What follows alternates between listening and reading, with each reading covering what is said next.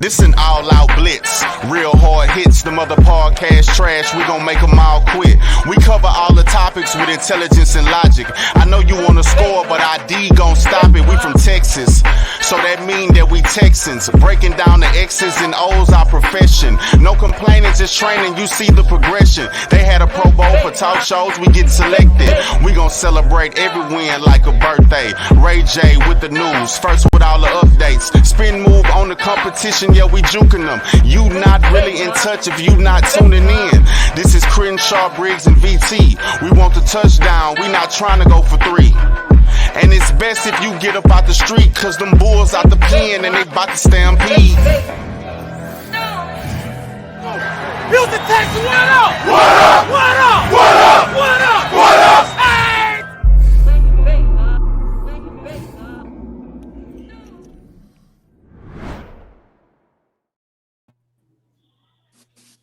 Yo, yo, yo, yo, what up, what up? Welcome to the Texans Fan Battle Podcast. I'm your host for the night, Crenshaw. We got a special guest tonight. Before we get off into him, let me introduce my amazing trio. We got Matthew Briggs over here. Say what's up to the folks. What it do, fellas? What it do? And we used to call him the legend of space and Reddick, but we'll call him the 6'10 legend. We got Brown Chubby Bear over here.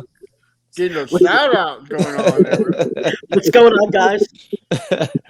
All right, special guest tonight, man. We got the youngest NFL player of all time.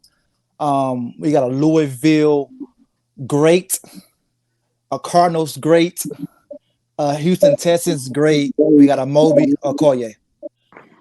What's up? Glad to be back, man. Glad to be back. All right, man. Welcome back to the show, man. Appreciate. Thanks for having me on. All right. So we'll go for NFL news. What's cooking, VT, on NFL news? So the Titans have released Randy Bullock. They released the left tackle as well. So they actually freed up around $40 million so far, and that seems to me that pretty much looking like they're spend some money in free agency. So they let go of Cunningham as well. So there's a few dudes that they're just saying, "Hey, peace out." So if they're spending money in free agency, they're going to be a competitor in our division about trying to get some guys. Or they Okay. know that they're in a rebuild on one of the two. Okay. So, Amobi, have you been keeping up what Tennessee's been doing today with all the cuts and everything? Yeah, I mean, I think for me, I think they're trying to make up from the loss of AJ Green. I mean, AJ Brown. Look at the impact he had with the Eagles and all the way to the Super Bowl. So yeah, apparently, didn't they fire their whole front office right after they made that trade? So, they're trying to make up for that, and I don't blame them. I would be trying to do the same. Especially after everything that came out, like the owner told the GM, break the bank on him, and he came back and I think only offered what was like $15 million. Right. Yeah, and he was like, "Yeah, I'm good." And then the GM said it was all made him look like he was a diva, but in limelight, he really wasn't a diva. He was just trying to get what he's worth. Exactly. And it was worth every penny, of course, as he proved it. So can we all say that their trade was worse than a D-Hop trade? Ooh. I don't know. We can go that far. Obviously, they're when they sent AJ Brown over there, they obviously sent the Eagles to a Super Bowl appearance. But I don't think it's worse than the D-Hop trade. The D-Hop trade is still worse, but I will say what's worse than D-Hop trade? The Russell Wilson trade. I mean, you can kind of say it's close, man. Like, yeah, DeAndre hasn't had a season like he's had with like he did with the Texans, with the Cardinals. So I mean, he has not played to his standard yet. But Speaking of him, do y'all see him being with the Cardinals next season? No. Me neither. I live up here in Kansas City, and there's a lot of steam of the Chiefs trying to trade because they got 12 draft picks, and so I heard that they're trying to make a trade for DeAndre Hopkins. So Man, if he goes to Kansas City, I don't want to watch football no more, man. right, like that's a wrap. Yeah, come on. He need to go somewhere else, man. Go. I'd rather for him to go to Dallas than go to Kansas City because I know Dallas ain't gonna do nothing. So go to Dallas. So with the cap space, Moby, could you see Tennessee trying to get their car? I mean, at this point in time, I mean, I'll be trying to go for everybody because Tannehill right here, he ain't been the answer. So, if I were them, yeah, I would be, because you still got Henry and the running back shelf. I mean, they play longer nowadays, but still, you want to kind of maximize that now and make up for that AJ Brown trade. So, release or let go, whatever you want to call it. If I was them, yeah, I'll go in. I'll try to get whomever, but I'll try to go get what's his name in discount double check. Oh, Aaron Rodgers. Aaron Rodgers. I mean, they got the draft capital. They could. Yeah, they could make some noise. Okay, so what Sundays ago we had the Super Bowl. Moby, did you watch it? I did, man. I happened to be overseas visiting the troops, man. Part of this group, Pro Blitz tour. They do it quite a bit, and we're in Portugal, Spain, and Italy.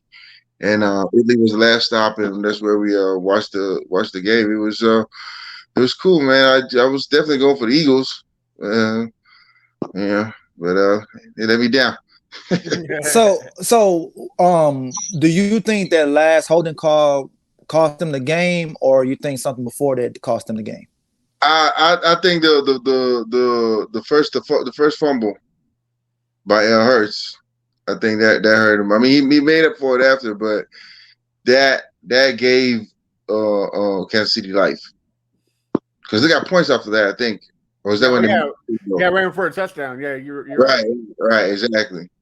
It started building momentum. The momentum swung. Like, even though Hurts made up for it after, it still hurt them. Like, take that turnover away, I think they win the game. And we're right. It gave Kansas City a spark, right? Like, I mean, they couldn't stop Jalen Hurts.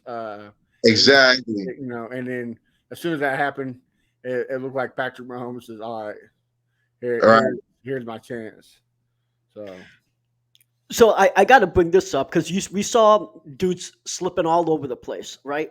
And I'm not going to make an excuse for the Eagles, but obviously the Eagles' defense does concentrate on pass rush, and you saw both dudes slipping over. Both ends. I just knew Reddick was at least going to have 2 sacks that game. And nothing. And so slipping definitely was an issue. Now, the last throw by Hurts also, where people were making fun of that throw, if you look at that a little slowly, you could see that he wasn't able to plant his foot down. So, I mean, you could say that was another slip issue. And the fumble, I contribute a little bit of that too as well. Now, of course, at the end of the day, he's responsible for not controlling that football, not securing it. But that field definitely played a part in the result of that game. Lack of pressure on Mahomes, lack of just being able to put your foot down when you're trying to throw. From a Hurt standpoint. Now, obviously, Mahomes had to deal with that as well. But the point is that and a bum ankle. And a bum ankle. That's true. So, I'm not saying that the Eagles were gypped by any means. I'm not even going to say that the refs gypped them because at the end of the day, the defense is what collapsed. That's really what happened. But it would be amiss to not talk about the fact that the field, they spent $800,000 or something on that field alone, right? And do they still roll it in? I'm sorry? Do they still roll it in? Yeah, they rolled it in. They were developing for 2 years, and basically that's really what it comes down to is that they had a shit field, and that's what we saw. The best sport in this country, and the biggest game in this country was on a field that they didn't test properly. Because everybody wants to do away with turf, right? I mean, that all the injuries. I'm Amobi used to know, that turf it just eats up ankles and knees, and so people want to get rid of it, but the NFL doesn't because of one reason, and it's cheap. And so, is it a conspiracy? Maybe, but to me, it just seems like the NFL says, okay, you want this grass, well, let's get this grass where nobody can make a move. You're slipping and sliding, so that way. But who knows? Who knows the real answer? It's the NFL, Yeah, it's you just can't get the truth. I know for a fact when I played, I preferred regular grass than turf. Like just I mean, you feel fast on the turf and all, but the feeling after when you get during it was just while you playing, it's not good. So yeah, I rather have that natural grass. But before we do move on, I do want to say something about all these fans who want to give credit to the referees and it's the referees on the Chiefs side. Look, I hate the Chiefs. I'm in Chiefs country. I have to hear it all the time. It drives me nuts. But yes, the referees played a big hand in a lot of these games this year. The referee in the NFL period has been bad. But this game, I mean, it's hard to make a claim. The Chiefs had 16 penalties to the Eagles 6. It was just like a mobile you were taught, right? In high school, college, and the pros. Don't let the game be decided by the referees, right? I mean, that's what it came down to. And also another fun fact: the referees that officiated that game, all the games that they officiated against the Chiefs, this was the second game they won. So that tells you. Oh wow! So yeah, I mean, could it have not been called? Yes, but it was called. The only thing really changed was the time possession, and like VT said, the playing field was terrible. The Chiefs defense showed up in that last quarter, so who knows what the last drive when the Eagles went to score, to tie it up, it took 6 minutes. So who knows if they could have scored in a minute and 30 seconds. So quit blaming the like we said, it was the defense. Quit blaming the refs. Congratulations, Chiefs. I hate to say it. Okay, so you bring the rev, so that's a perfect segue to this next topic, the Dallas Cowboys. Going from one team I hate to another team I hate. Perfect. Love it. And VT, let the people that don't know what's going on with the Cowboys right now. So the Cowboys are statistically the most delusional fan base by numbers. So there was a chart on a survey of all the different fan bases, and the Cowboys were number one in the belief that the NFL was scripted and that the referees are against them. Number one. Who's last? The Jets. So it's funny that the Jets just kind of realize, hey, we suck, and that's basically it. The refs aren't fucking with us. But the Cowboys are like, we should be great, but the refs are against us. So we always knew the Cowboys were the most delusional, and now we have mathematical data to back that up. Well, I would say, I mean, the dead catch was a catch. I would say that. Oh yeah, I mean, yeah. I hate to say it, but yeah, Cowboy fans was correct on that one. Yeah. So. Well, yeah, that's true. Well, all right. So no for the that right there. We're gonna jump to NFL. I'm sorry, Texans news. So Amobi, we've discussed coach hire and everything, but let's hear from you. You played with this guy. We got you in the intro video, hype video, and everything. Let us know how Coach was in the huddle, the locker room, just his presence, and like things that the fans don't know about him that you know personally about Coach. Well, DeMeco, that's he obviously was drafted the class before me, and I obviously was a fan of him at Alabama and in college, and I obviously became teammates in here in Houston. And I've always we called him captain because he was always the captain. We always he was a good leader, and then when it just came to the X and O's of the game, he also knew that, And so when we let go of Lovey, I was just like, man, we have to go after DeMeco. That's the only thing that makes sense, and I'm so glad we did because so things about to turn around. Things about to turn around. Okay. Have you been keeping up with the like the staff and everything we just hired on the offense and defensive side? Well, I won't say I've been keeping up, but I'm aware of it. Especially I want my boy Franco Cam to get the D line coach job. So if at least assistant defensive line or the actual D line, either or, I think that'll be good because he obviously played here as well. Okay. So you're in favor of like bringing in like ex players to coach and everything, like maybe like Andre Johnson, wide receiver coach, or maybe some front office role. Yeah, I mean, I just think that I mean, a lot of all these other organizations, if you notice, they hire from within, like especially like people that have been there before, and I think it only helps but build the morale of the organization itself, and just knowing that once a Texan, always a Texan. So it'll be good if we can do that.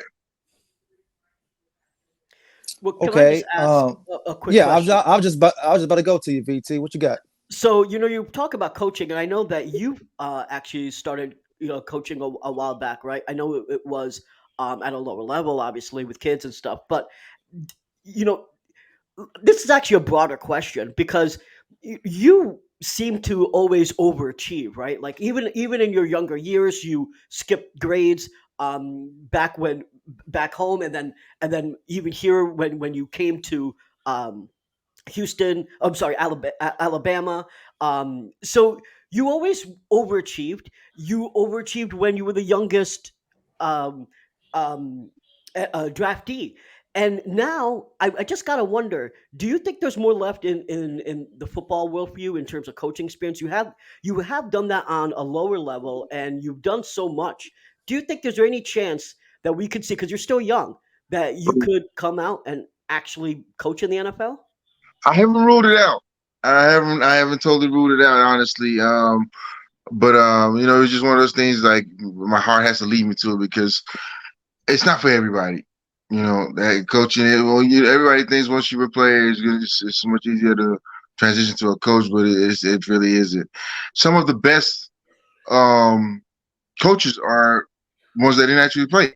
To be honest with you, and so I haven't ruled it out. I haven't ruled it out, and I'm just never know, man. You never know. You might see me over there, so we shall see. We're gonna make a petition. Make Amobi a coach. All right, get it out there. We're gonna speak it into reality. Amobi. Hey, Yeah, that's what's yeah. up. That's what's up. I mean, Hey, I thought, I'm always going to be involved with the organization itself.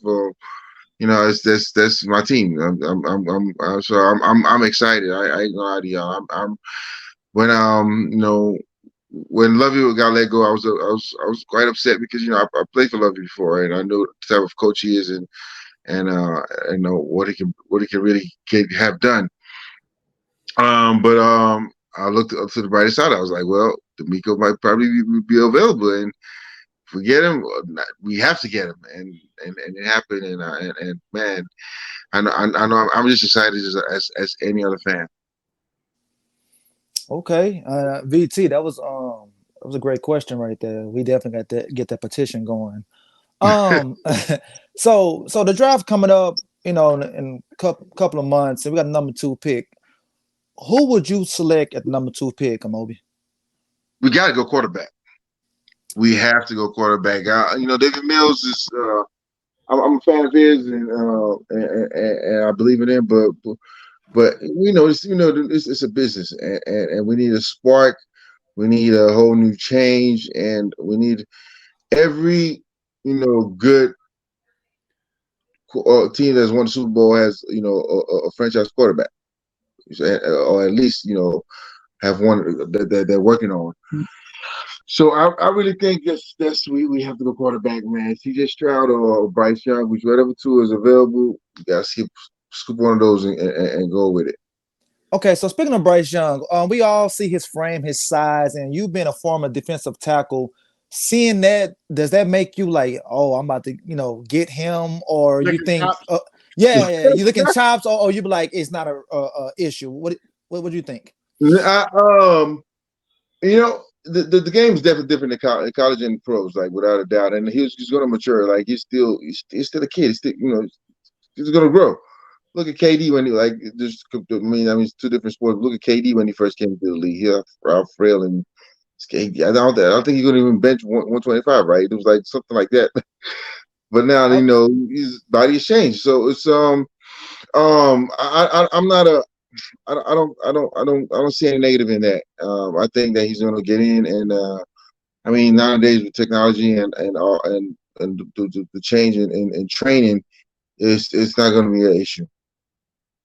Okay. Well, let me rebut that because I have a question about that. So I'm a big proponent of saying that we should draft CJ Stroud versus Bryce Young, particularly because of his frame. And one of my concerns is that he was in one of the best organizations in the country, right? Being in Alabama, and he was only able to put on a few pounds. Right? They have some of the best nutritionists there. They have some of the best trainers there. And my concern is that we are an organization that has only won 7 games in the past 2 years. The past 3 years, we really haven't done well. Why would we risk putting our our organization on the back of someone that potentially is 5'10" and 195 pounds when there's a 6'3", 220-pound quarterback that is super precise, that has worked in great conditions, that could come to Houston and actually perform and not have those concerns about what could happen long term and his durability? Why go Bryce over CJ Stroud?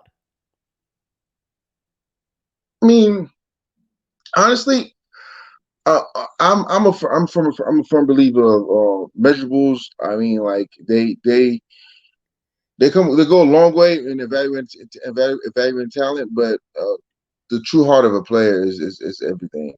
For example, Elvis Dumervil, who I played college ball with, six barely 6 foot tall, but could rush the heck out of a passer, like and play that defensive end position. So I don't necessarily see measurables of size as a positive negative when it comes to the NFL. As long as you have the heart and willing to work on your on the craft, mastering your craft, you're going to be good. So Okay. that's why I am for Bryce. Okay. Yeah, makes sense. Another guy, speaking of NBA, the Greek Freak, he was small, and look at him now, But Exactly. yeah. But I mean, I'm a Bryce guy too. I mean, we get CJ, I wouldn't be upset. CJ, I just feel like Bryce reads the field better than CJ does.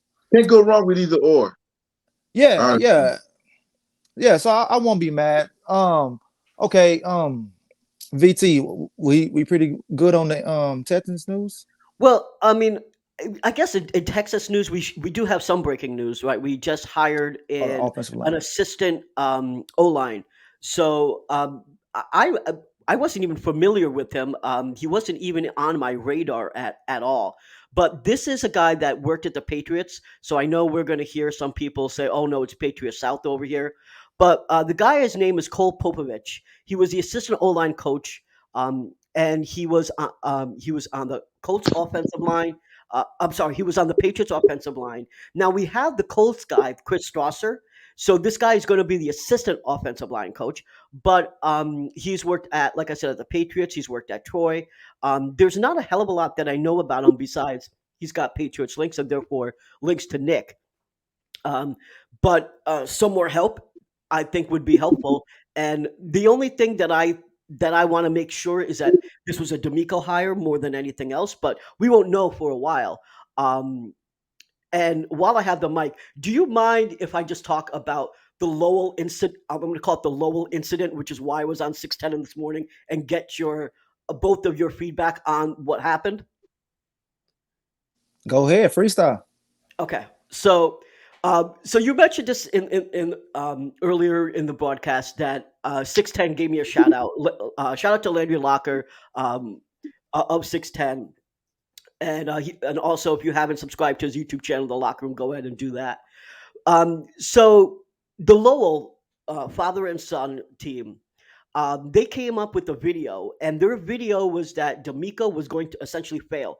The thumbnail was DeMeco with the word saying doomed, and Landry Locker basically sent this to me around midnight.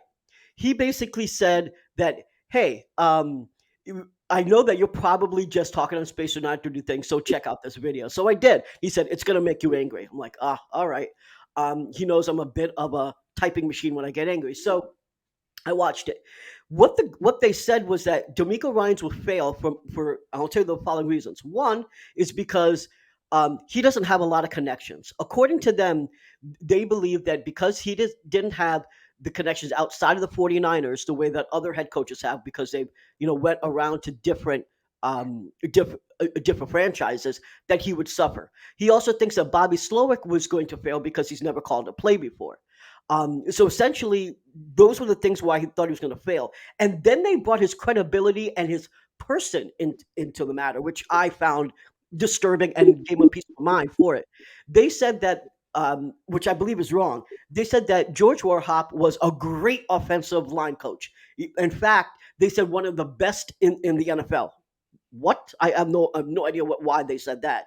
And then they said that DeMeco did him wrong because George Wahop was a black O-line coach, and they fired him and brought in a white O-line coach. And that DeMeco did him wrong by not letting him get another job, when we all know publicly that Nick said that he told every single person on the staff, that include George Warhop, that if they could get another job to go ahead and get it, because they didn't know what was going to happen, and that was prior to them hiring DeMeco. So I just summarized everything, and I want to know, tell me how angry you are about this, or if you're not. But I mean, I was super, super angry. Taking the Moby.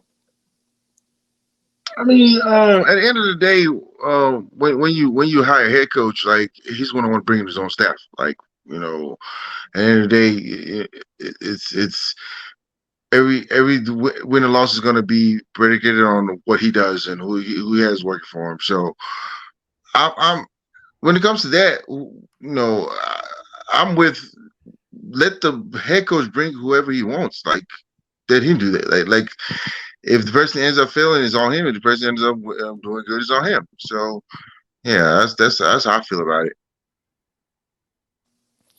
Yeah, I'm the same way. Bring your guys. Put it like this: that guy, his what he said need to be pinned. So when we make him look like a fool, we'll come back and get on him. All Texans fans just troll him hard. That's how I feel about that. Did he go this hard for the other coaches? So how he just assume DeMeco don't have connections? So Shane Steichen's got connections like that? I mean, come on now. But it is what it is. Not to mention that DeMeco also played on the Eagles. So to say that, what about his playing career, right? So his playing career on the Texans, his playing career on the Eagles, that should amount to something, right? It's not just because he only coached as a 49ers doesn't mean he doesn't have connections. And secondly, you don't know how many connections the brotherhood of just being an NFL player has. I'm sure, Amobi, you could probably say that, right? So without doubt, you. I mean, just from all the way stemming from high school, like a lot of these players, you interacted with some way or some fashion through high school, through college, to the pros. So it's just because he was tenured on one team for a long time doesn't mean anything. Oh yeah, and then March 15th is going to show how much of brotherhood, how much connections he has, because those free agents will be here in Houston, and we're gonna make some noise. So we pretty much. Oh, matter of fact, I got one NFL news. So Amobi, how did you feel when Eric Bieniemy finally got a job, not a head coaching job, but offensive coordinator job? How did you feel about that? Like job's not finished. It's sweet, it's good and all, but he should be a head coach job. He should be a head coach somewhere, man. Like, come on now, this man, his resume speaks for it all, and so like he should be a head coach somewhere. That's point blank period. So I felt like his job was not well done, but baby, I guess baby steps. Because I see the whole point of this because just let him get out the shadow of Andy Reid, and that way he just prove and show that it's even though it was with Andy, like he had impact, and so at the end of the day he should be a head coach somewhere. But this is a good next step.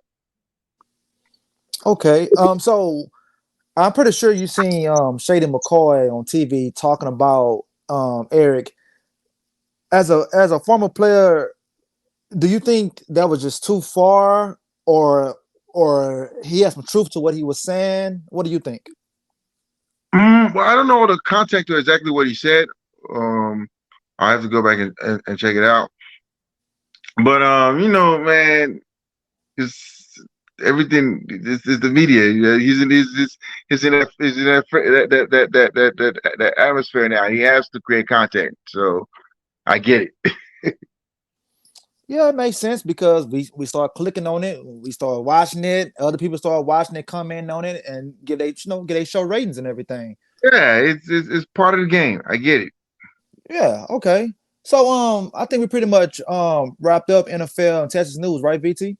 Yeah, for NFL Texas news, we can get to the other segments. Okay, so right now, this is a segment that we all love, and that's ask the guests some questions. And we're going to start with VT since Matt is having technical difficulties right now. VT, ask the question that you want to add to Amobi. So I was aware of some of the challenges that you had to face when you got sick, but it wasn't until recently where it was impressed upon me how severe everything was and what you had to do in order to come back. And my biggest question is, you had to be induced with a medically induced coma. You had to learn how to walk. What was the driving force that made you say, I'm not just going to come back strong, I'm going to come back and play football again? Well, I think it's just that inner, athleticism or that trait you have that once an athlete it's just in you, and so. Actually, this is coming up. March 15th is coming up, the 10-year anniversary of the illness. I'll be going to Boston to just do like a 10-year follow up with my doctor, just to document the whole thing. And when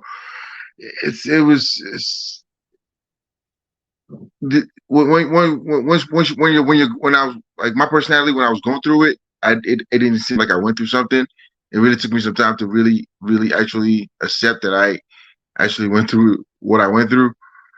So for me, it was just it felt like more so of even though it was mental, but more was a physical injury, and I just felt like I needed to get back out there, So that was what I guess pushed me, because I took that approach to it. Like it wasn't more of a mental, it was more of a physical thing. Just get your body right, and you can get back out there and play. But it definitely wasn't that. It was more mental, and so that's why the career got cut short.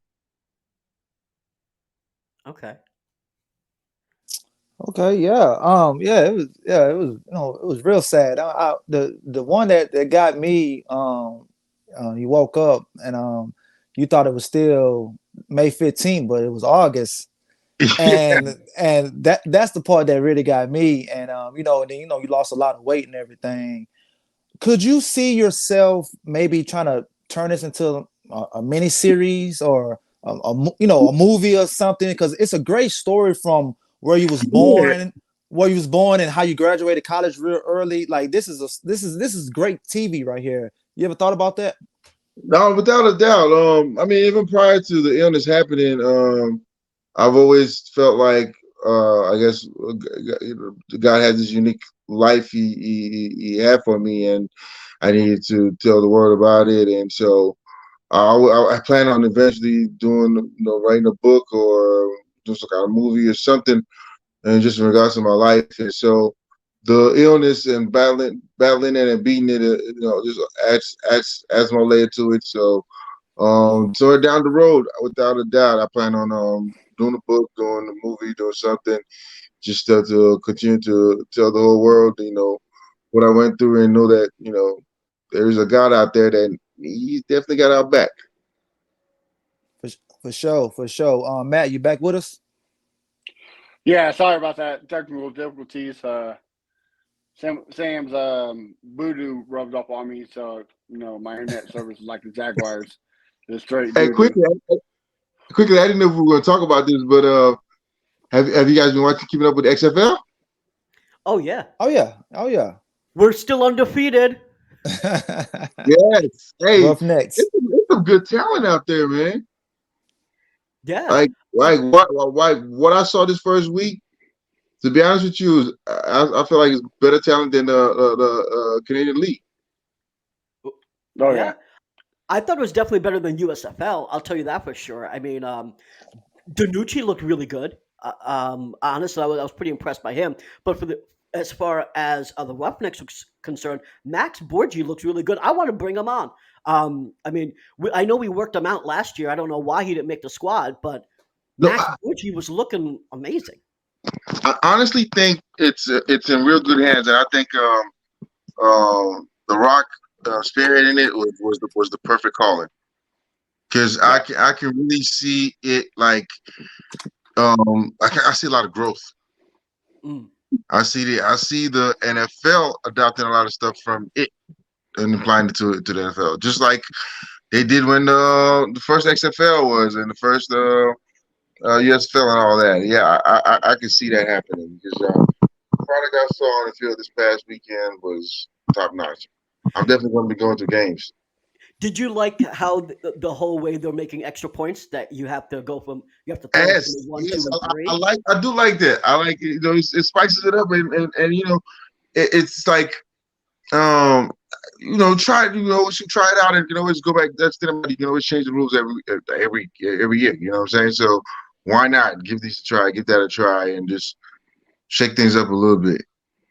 And I'll say one more thing about the XFL, the rules. So there was a game where it looked like it was over, right? But because of the rules, not only were they able to hit a three, but they were able to, instead of an onside kick, they were able to say, "Oh, we got to convert on a 4th and 15." Yep, I saw that. And because they converted on a 4th and 15, they're able to win that game. So when you watch an XFL game, you don't have to think anymore like, "Oh, there's no chance." Yes, you're never down. There's opportunities to really come back. That's exactly. So basically, the whole thing of they're already they're 10 points away or whatever. There's no way they can do this. They're just gonna the onside kicks always fail. They're just gonna hold the ball and just kneel. That's not the case anymore. If you can convert on a 4th and 15, you've got a shot at winning. And I got to tell you, I really want the NFL to adopt that particular rule, because that will make things so much more fun. I'm saying the XFL is giving the NFL a run for his money for the first week alone. Like, I'm very impressed. Yeah, I agree with you. The one thing I want the NFL to adapt is the online the onside interviews, like after a fumble, after an interception, they go there and cut a promo. It's very fan engaged. Yeah, could you imagine people like a Jalen Ramsey or a Chris Jones, just talking trash after making a big play? I think it'd be great in the NFL. They're definitely gonna adopt some of the rules and play style. I can see that happening. I'll tell you one modification I'll make, because they had to apologize for it too, right? So they mic up the players, and something happens, you're not going to swear. I mean, so either let it go, don't try to mute it, just let the swears happen, or don't mic the players, because you're going to swear. It's live TV. Don't complain about it It's either. bound to happen. I don't want to hear announcers going, "Oh my God, I'm sorry." What do you think is going to happen? There's a grown man on the field getting busting his ass right now. It is in the moment too. Swear. Yep. Yep. Okay. So Matt, while you was gone, we was on a segment of asking the hosts questions. Before I ask you the question you have for Amobi, make sure after we finish, we get to the questions the fans had and the pop-ups and everything. So make sure we get everybody questions out there. Yeah. So Matt, well, you got any questions for Amobi? Well, before I'll do it before you before I ask mine. Samantha from the AFC South Fan Battle podcast. She says, out of all the teams you played for, which was the worst and why? The Texans. Just backstory. She's a Jaguars fan, so she's very sad. The Buccaneers. My time with the Bucs was probably the least least experience. They're saying it right, yes. Because Greg Schiano was the coach then, and it just didn't work out for him. He tried to implement the college attitude to the NFL grown man, and it just wasn't clicking at all. So, that probably was the worst experience I had. Locker room, play wise, the city was good. The fans were great, but everything else, yeah. And she also wanted me to say, your career isn't cut short. The chapter is just over. The book isn't. And she also said, I love it. She also said, reach out to Rashad Jennings. He wrote a few books as well. I'm sure he would love to help you. Right? He's all about inspiring stories.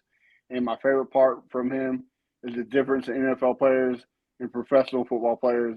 One is celebrity, the other is inspiration. Oh, wow. I like that.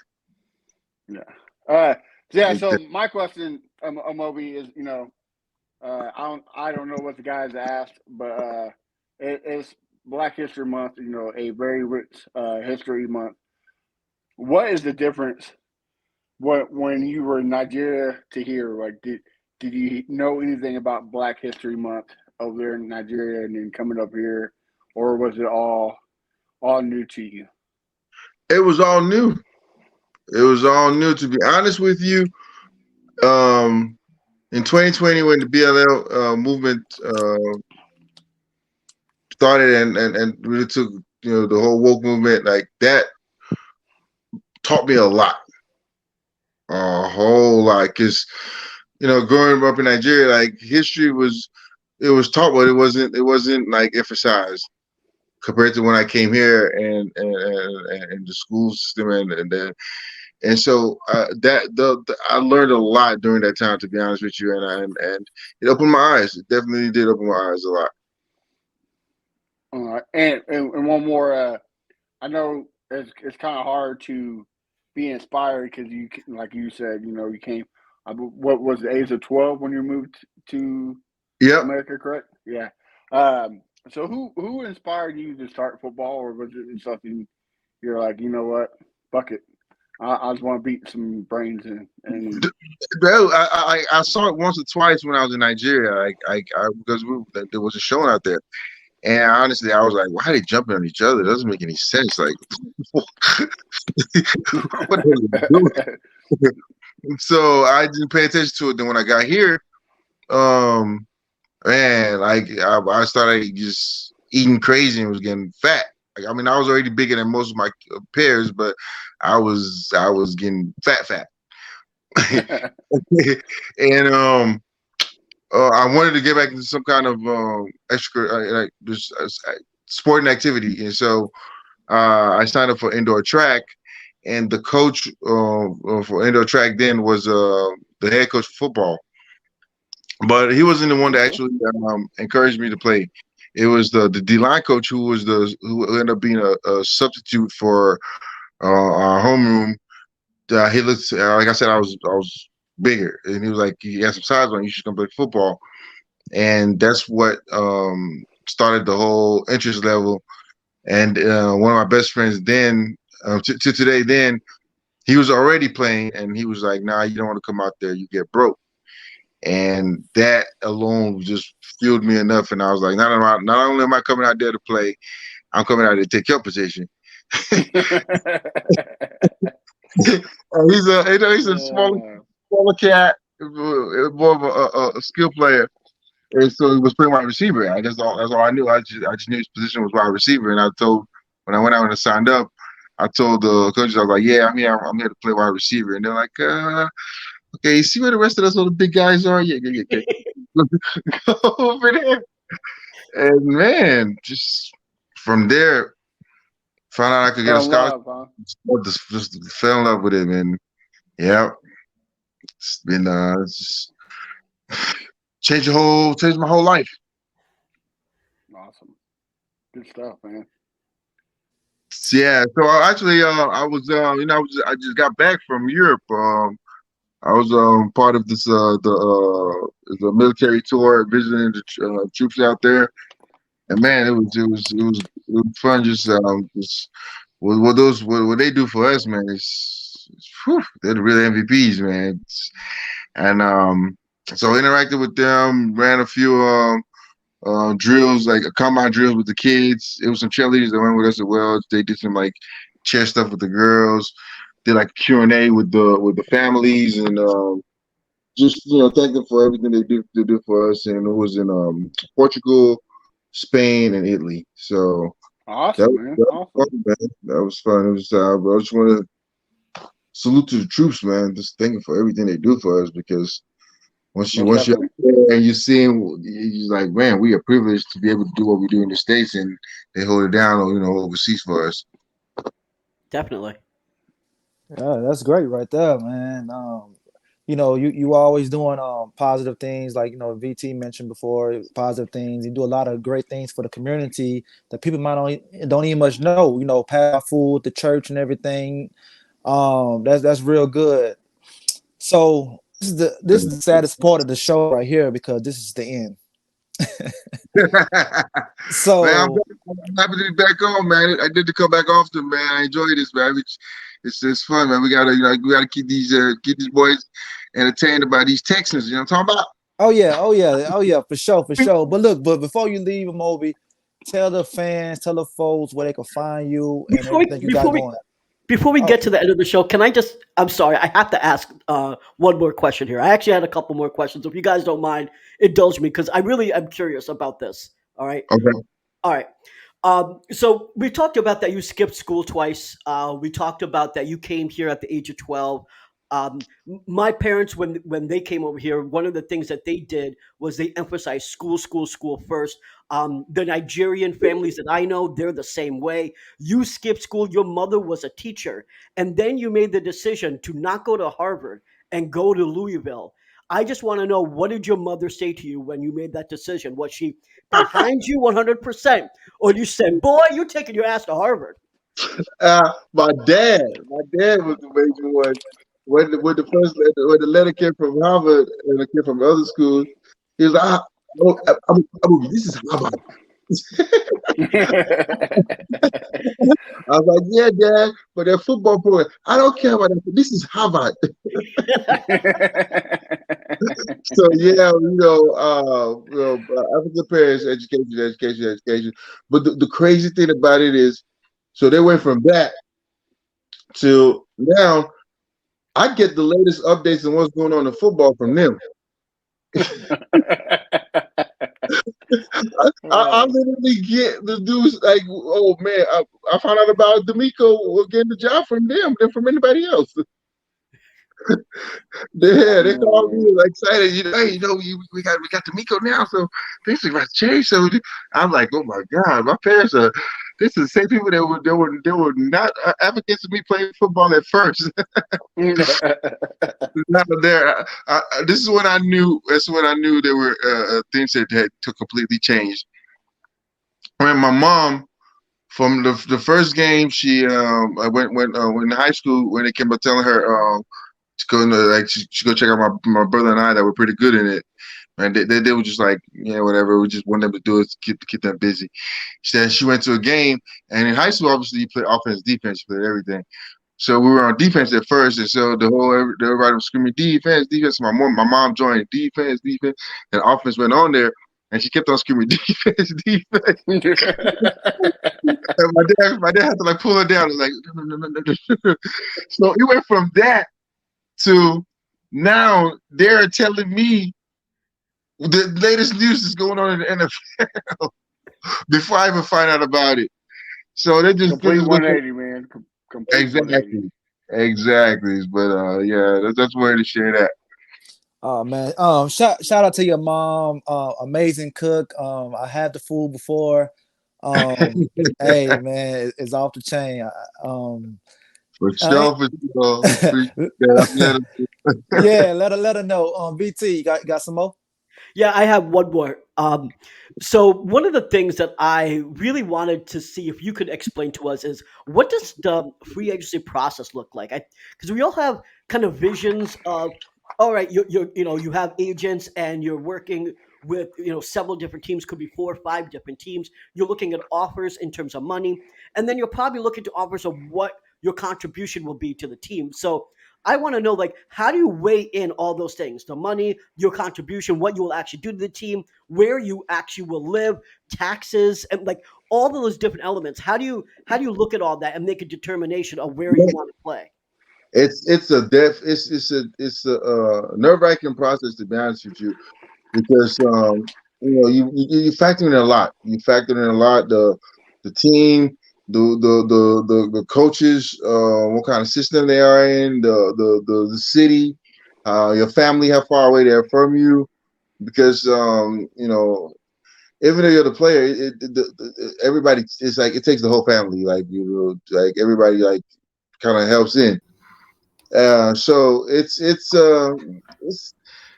a lengthy process, but at the end of the day, it's kind of what you get done.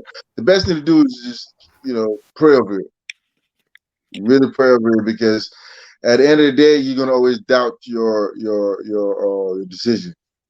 Is the doubt always creeps in, regardless of how you feel about it. It's always gonna creep in and be like, man, did I make the right decision or not? So you just once you make it, you just pray over it and roll with it. Okay. VT, you good? One more, I promise. This is the last one. Go ahead, ask away. Yeah.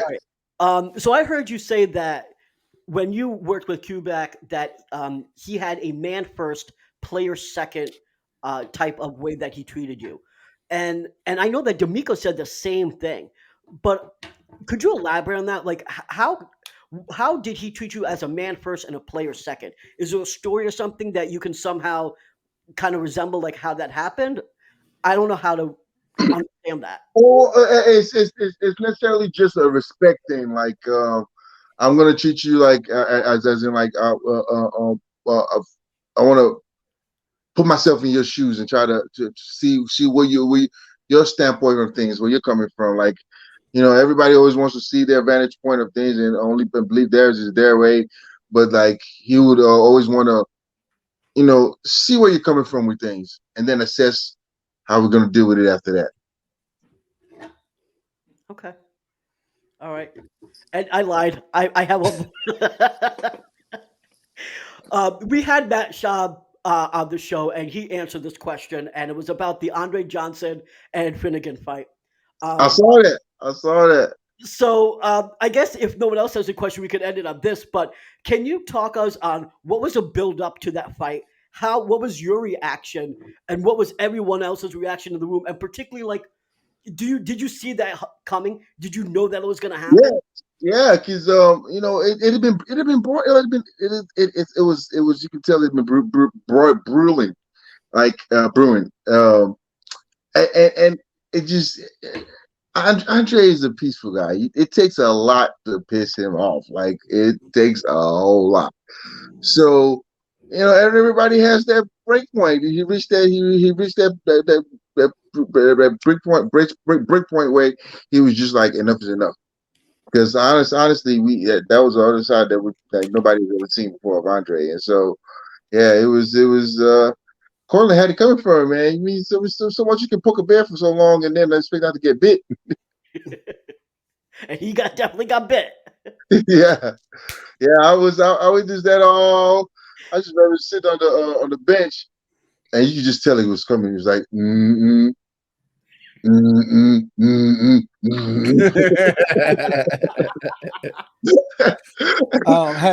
Has anybody seen or heard from Courtney since then? Now he's still buried down in the turf, bro. Like you didn't know. Oh, okay, yeah. Like what is he doing in 2023? You know, what is he doing? AJ knocked the soul out of him. But okay, so VT, you sure you ain't got one more? I'm good now, thanks. Okay, Matt, you got one more anything? I don't have a question, but Amobi Sam, the one who's been commenting, she agrees. We would like you to come on the AFC South fan battle on one Sunday if you have time. Just let us know if you're interested. Okay. You can help me. You can help me rag on these Colts, Jaguars, and Titans fans. You know, just let them hear it. You know, let's do it, man. I'm down with that. All right, awesome. I'll give you some more details on Instagram, bro. Okay, cool. Okay, so back to what I was saying. This is the saddest part of the show. We're about to end the show tonight. So Amobi, let the fans know where they can find you. Yeah, man. Just check me out on Instagram and Facebook. It's just Amobi Okoye 91, and then Amobi Okoye Foundation. So that's all my handles right there, man. Okay. Let the folks know where they can find you at. Yeah, you can find me at A1 Day One Texans everywhere. And you also, like I was telling Amobi on now on Sunday nights at 8:30 Central PM. You can find me on the AOC South Fan Battle Podcast, where I try to check these fools. You know, they don't run nothing. So. All right, VT, let the folks know where they can find your work.